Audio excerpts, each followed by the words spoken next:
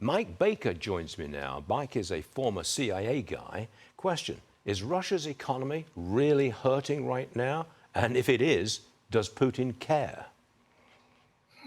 Yeah, Stu, if I could go back to what you just said, you'll be asking Benjamin that question for weeks to come. You'll be asking that question for months and months to come. Yeah. I'm very cynical. I think Putin has shown who he is. We should take that under advisement. But as far as the economy goes, look, it is damaged. There's no doubt about it. It's based on a war machine, right? So that's hurting the Russian economy significantly because a war-based economy doesn't produce any long-lasting benefits or economic assets. It's damaging the labor market is hurting because it's being funneled into the defense sector and taken out of other parts of the economy. The capacity, the refining capacity for the Russian energy infrastructure has been damaged by most estimates around 20% as a result of Ukrainian strikes on the various refinery facilities. That is hurting their overall sales. And of course, oil, energy is really the only thing that keeps them moving. And to that point, the only thing that keeps their energy sector alive, you could argue, is China, the number one consumer of Russian oil.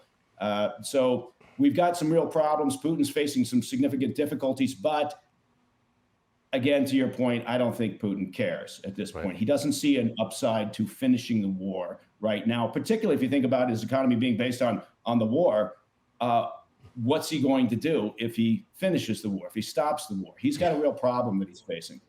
Yeah, we all have a problem, I think, with this. Next one. Mike, an Axios report reveals that President Trump's meeting with Saudi Arabia's crown prince became heated when they discussed normalizing relations with Israel. Can peace in the Middle East advance if Saudi Arabia doesn't get on board with the Abraham Accords? Well, it can in the sense that you can have peace in the short and midterm, but for long-term stability, something needs to change. The dynamic needs to change, and I think that's what the White House sees. They understand that, and that's why they've been pushing for all this time, and in the first administration for the Abraham Accords. The Saudis are very good. They're very pragmatic at playing kind of the long game and what they perceive to be as in their best interests. The Qataris the same way. So you've got actors out there who understand the dynamic. The Saudis, of course, are pushing for a two-state solution. Obviously, that's something that the Israelis have been pushing back on forever. So, again, I'm a cynic when it comes to long-term peace because you've got other factors, right? As long as the Iranian regime, the mullahs, the IRGC control Iran, and as long as Iran's stated objective is the destruction of Israel, and as long as they continue to fund their proxies, which they are still doing, Hamas is busy trying to rebuild. So you're not going to get that long-term peace. Everything is basically putting a Band-Aid on a sucking chest wound. Yeah, we just got a stalemate all round, haven't we? Which is unfortunate, right before Thanksgiving.